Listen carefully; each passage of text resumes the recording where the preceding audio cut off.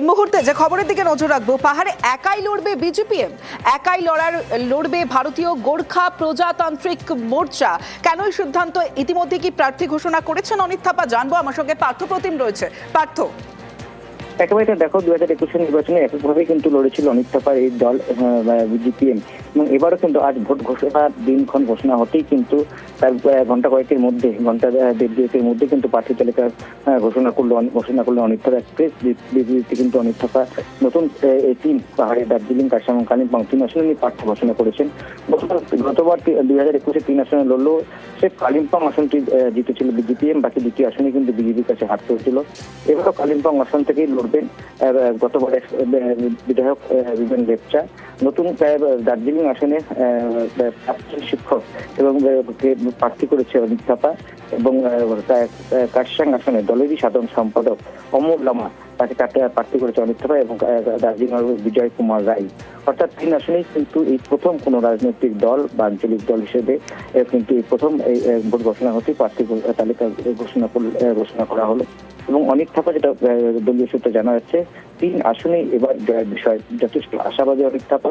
কেননা গত 5 বছরে পাহাড়ে তিনি অনেক কাজ করেছেন বিজেপির পক্ষ থেকে, এবং তার লিখেই কিন্তু তিনি আশাবাদী যে এবার শুধু কালিম্পং নয়, দার্জিলিং এবং কার্শিয়াং আসনে জয়ী হবে বিজেপিএম। বেশ।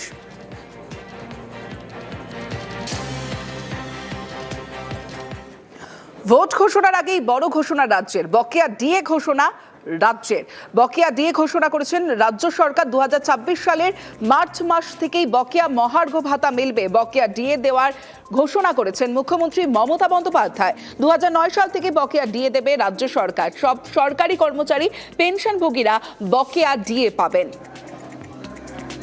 বাংলার মানুষের কথা ভাবে তৃণমূল সরকার, ডিএ ঘোষণা তারই প্রমাণ বলছে তৃণমূল কংগ্রেস। শুধু সরকারি কর্মচারী বলে নয়, মমতা ব্যানার্জি সব সেকশনের মানুষের জন্য ভালো। আজকের এই মূল্যবৃদ্ধির যুগে যেভাবে কেন্দ্রীয় সরকারের অপদার্থতার জন্য সমস্ত নিত্য প্রয়োজনীয় জিনিসের দাম লাগাম ছাড়া হচ্ছে, সাধারণ মানুষের নাবিশ্বাস হচ্ছে, সেই জায়গায় সরকারি কর্মচারীদের ডিএটা নিশ্চিতভাবে বাড়া প্রয়োজন ছিল। আগে সব শ্রেণীর মানুষের জন্য একটা রিলিফ দিয়ে মমতা ব্যানার্জি সরকারি কর্মচারীদের পাশে দাঁড়িয়ে আবারও প্রমাণ করলেন তিনি বাংলার 10.5 কোটি মানুষের কথা ভাবেন। আজকের এই সিদ্ধান্ত আবারও প্রমাণ করলো চতুর্থবার আশা শুধু সময়ের অপেক্ষা তা নয়, এবার 250 পার। সরকারি কর্মচারীরা তৃণমূলকে চেনেন। মে মাসের দ্বিতীয় সপ্তাহে নতুন সরকার তৈরি হবে। তৃণমূলকে খোঁচা বিজেপি রাজ্য সভাপতি শ্রমিক ভট্টাচার্য। সরকারি কর্মচারীরা তৃণমূল কংগ্রেসকে চেনেন, মুখ্যমন্ত্রীকেও চেনেন। উনি 45 মিনিট আগে জানিয়েছেন। আর ওদের কাছে রাজনীতিতে তো খেলা ঠিক 90 মিনিট হওয়ার আগে, মানে ঠিক 2 মিনিট আগে এই মানুষরাই তৃণমূল কংগ্রেসের জালে বল ঢুকিয়ে দেবে। আর সমস্ত ভাবাভাবির দিন শেষ। মানুষ নতুন সরকার মে মাসের দ্বিতীয় সপ্তাহে দেখতে পাবে। সুপ্রিম কোর্টের নির্দেশ মানতে বাধ্য তোপ আইনজীবী বিকাশ রঞ্জন ভট্টাচার্যের।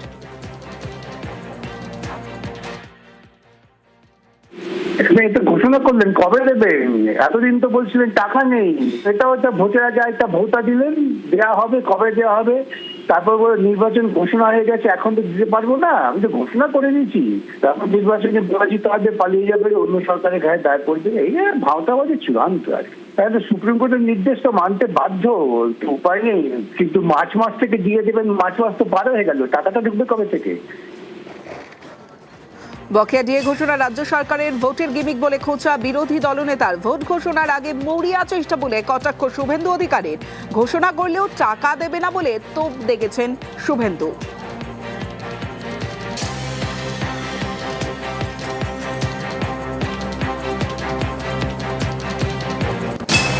লড়াই এখন বাকি রয়েছে বলছেন সংগ্রামী যৌথ মঞ্চের আহ্বায়ক ভাস্কর ঘোষ।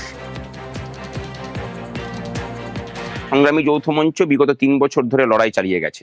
আজকের ঘোষণা সেই ধর্মঘটের সর্বাত্মকতা, আমাদের আন্দোলনের যে পেনিট্রেশন এবং চাপটা যে জায়গাতে পড়েছে, সেই সমস্ত কিছুর বহিঃপ্রকাশ স্বরূপই হয়েছে। লড়াই এখনো বাকি আছে।